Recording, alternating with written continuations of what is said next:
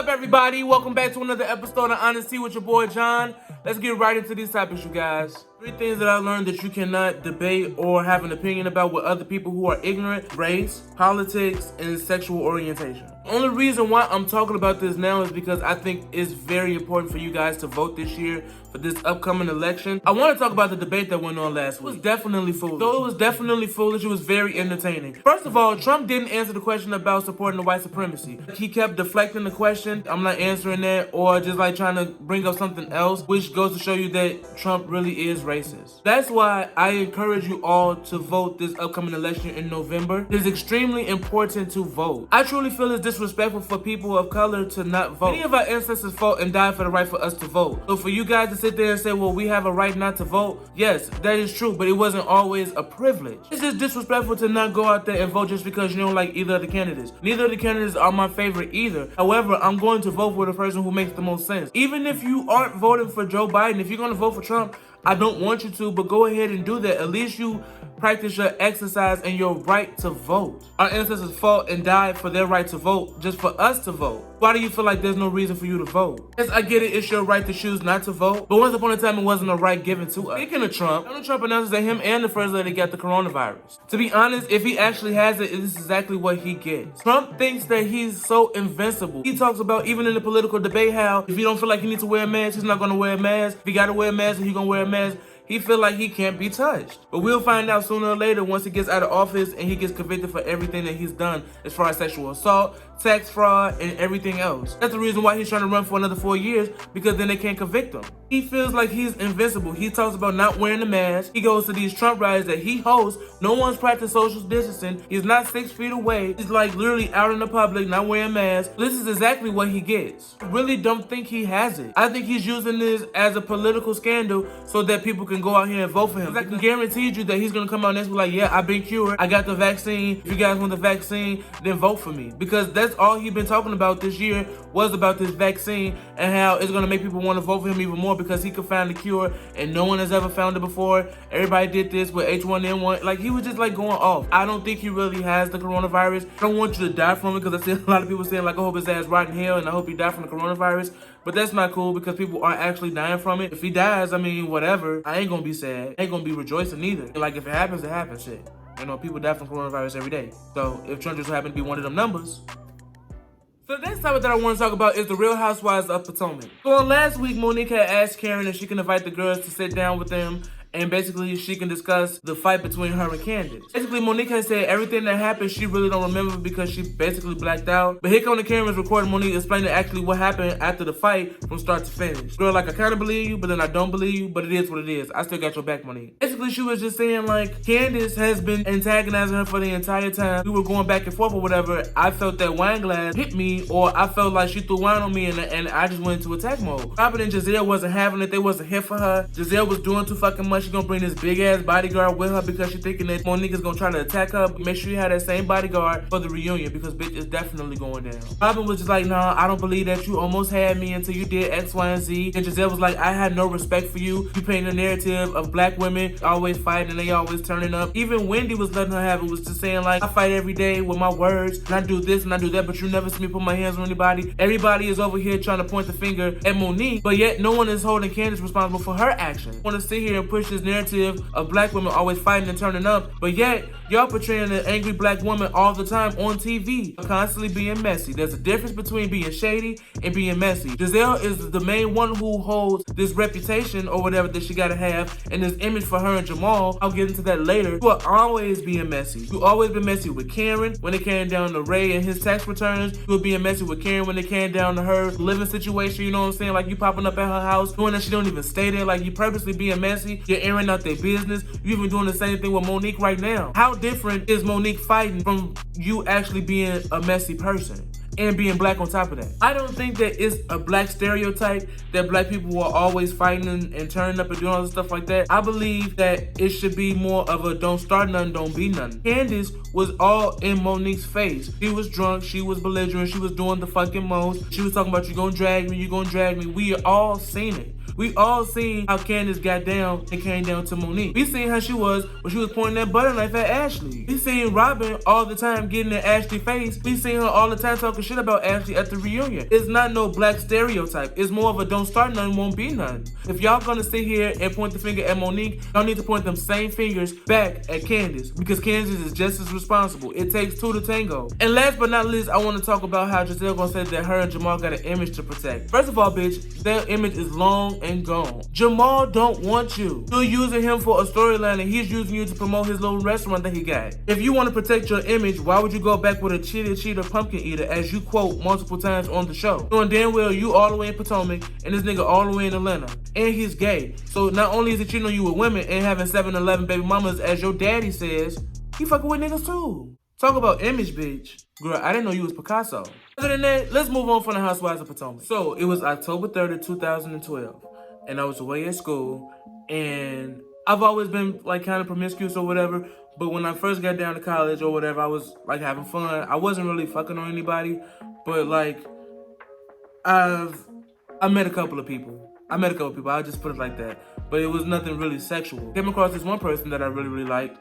And me and this person, we started kicking it a lot. Something that happened. All I know is that on October 3rd, I got a random message from somebody saying, like, you don't know me now, or you just forgot all about me. You got me fucked up. I'm gonna expose you to the whole school. I'm gonna out you for being a DL nigga, because you're gonna learn to stop hurting people's feelings. You're gonna learn to stop messing around and doing this and doing that. When I first got this message, I was like, oh my God, like what the fuck is going on? And it was only two people that I could have honestly thought that would have did this to me. There was this one female I was fucking with, and then there was this other guy who I literally just said hi and bye to, and it wasn't anything after that because, shit, I went to class, and to be honest, like, I wasn't really attracted to him. I ended up fucking him, like, 2 or 3 years later. But anyway, I'm thinking to myself, like, who the fuck is this or whatever? I'm like, whatever, I'm just gonna ignore it. And so later on in the day been getting by fast, and somebody sent me this message, and it had a picture of me. It was like, still clear for him. He DL, ladies stay away from him, men stay away from him. He probably got all types of disease and all shit like that or whatever.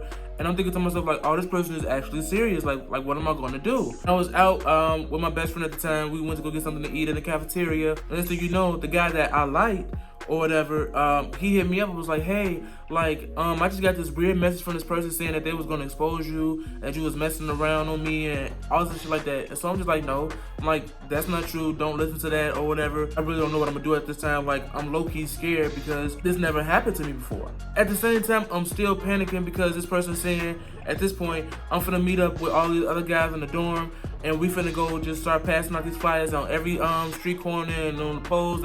Like, basically just like threatening to out me. At the time, I was already out, to be honest, but people didn't know about me at school because, I mean, I just touched down to Western, like, not too long ago. Don't nobody really know about me, but my friends know, so, like, I ain't worried about it, you know what I'm saying? Because if I was to get exposed, then whatever, I could just tell you in a heartbeat, like, yeah, I am gay, so what?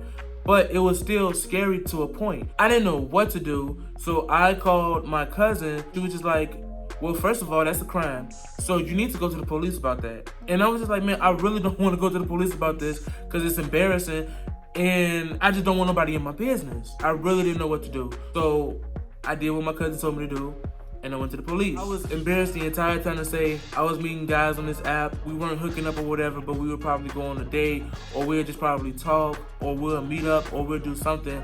And apparently I came across the wrong person, and now they're threatening to expose me to the school about me being gay and all this stuff like that.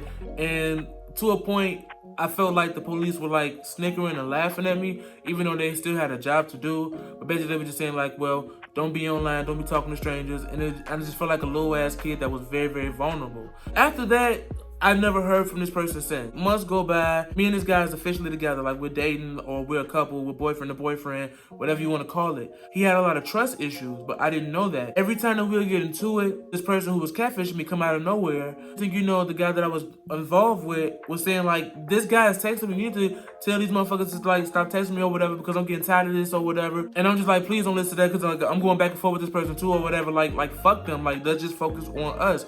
And it would pull me back to the person I was dealing with. I won't lie to you, like, I used to have a lot of people, like, interested in me. Like, I still got motherfuckers interested in me. I would, like, socialize with people or whatever. They would always ask for my number. I don't like giving my number out because I know most of the time they're not gonna stick around, and nor am I gonna save it in my phone. So I would always have a text on app. I knew that the person I was messing around with had a text on app too because we both were on the same page when it came down to people that we didn't want to be bothered with. It wasn't until Thanksgiving break, I remember like it was yesterday because it's just so clear. We were in the bed, we were laying down. He was knocked the fuck out. I don't know if we were like drunk or we was high from last night or whatever, but we were just like literally knocked the fuck out. We were done with midterms. I'm the type of person, I'm like an open book. If you wanna go through my phone, you can. You wanna go through my pictures, you can. You wanna go through my messages, you can. Cause I ain't got nothing to hide. I'm the type of person like, if I trust you, I shouldn't have to go through your phone. I shouldn't have to go through your messages or pictures or emails or any of that. So I never did that with him. But on that Thanksgiving break, I remember like it was yesterday. Like I said, we were laying in the bed, he was knocked out, and I just decided to just like go through his phone. And I went through the text message just to see who all he be texting. For some reason, something said, text my number. And it's sure as day, when I text, because I sent the text message like, have fun with my bae this weekend. And it popped up in my phone as a person that was catfishing me this entire time. I looked over to him, and he was still asleep, and I was just thinking to myself, like, I should knock this nigga out, like, right now. Like, we should just start fighting because you damn near ruined my life. But then I was just like, no, I'm gonna play it cool because he's my ride home for this break. So when I get home, I'm just gonna end it because it is what it is. This is why I have a hard time trusting people now. I was in love with this guy, you know what I'm saying? Or at least I thought I was. Once we broke up or whatever, like, he started crying and stuff like that. But then, like, what he'll start doing is that he'll start making songs about me. He'll start, like, making videos about me, like, talking shit or whatever. And I just never understood that. Because if you truly cared about me, why would you do that to me? Why would you purposely try to ruin my life? If you know damn well that I wasn't messing around on you and stuff like that, why would you catfish me? Come to find out, through, like, the second semester or like, the rest of my years at college, I found out that I wasn't the only person that he's done this to. So I was just like, damn, this nigga really do be catfishing. I get irritated, and I was just like, you know what, like, I really just don't want to be bothered with him anymore. His excuse for catfishing me was because, like, I met up with somebody that he didn't like. And it was just like, but I never did anything with this person, so what are you talking about? But that's how insecure he was. And I just never understood, like, why would you do that to me? And the fact of the matter is that I kept giving you chance after chance, but after the second time around or whatever, then you had every reason to want to possibly catfish me because I kept cheating ever since. Because I couldn't trust you. Or that I really want to be with you, but I knew that I really cared about you. I often think about the times, like, we could have been, like, really the best of friends had we not even tried to date or to say that we liked each other, because we have a lot in common. This motherfucker is crazy, very insecure, and it's sad. I literally tried to work with this person with his insecurities, but it just never worked. Like, that catfishing shit is real, and part of me is like stupid for even falling for it because I should have noticed it then. If this happened in October, I should have found out before Thanksgiving break. I should have found out like a week later. You know what I'm saying? If he really cared about me like he said that he did and loved me like he said that he did, then he would have told me right then and there, like, I went through your phone and I saw this. And we could have easily worked that out. You know what I'm saying? But this is what crazy people do. This is what insecure people do. This is people who don't love themselves. This is exactly what they do. If they're not happy with themselves or they're not happy with their life, then they try to make somebody else life more miserable than their own. October 3rd will always have a special place in my heart because it made me realize I can't be that stupid ever again. It's just important to be yourself. It's just important to just come out because I don't want to have the fear of somebody thinking that they can expose me. If I knew what I know now, I would have just ignored that shit. And then if I would have found out that it was him this entire time, I probably wouldn't even beat his ass. I'd probably be like, oh yeah, that was you? I bet. I'd just leave you alone. And I probably would have never spoke to him since. That's why when it comes down to people who do catfish, I don't have respect for y'all. Because at the end of the day, it's just, what's so hard with being yourself? It's so much better being yourself than trying to be somebody else, because not only are you having to keep up with a lie, you have to keep up with an image, a voice, or whatever it is that you got going on for you and your catfish. I don't care about that. It is what it is. I've been catfished once out of my entire life, and I'd be damned if I get catfished the second time around. But yeah, that's pretty much all I had for you guys today. That's all I had about my little story. I hope you guys liked it. I hope you learned something from it, other than like, damn, this nigga stupid. But like, yeah. Like, share, comment, subscribe below, you guys. I'll be back next week with another episode.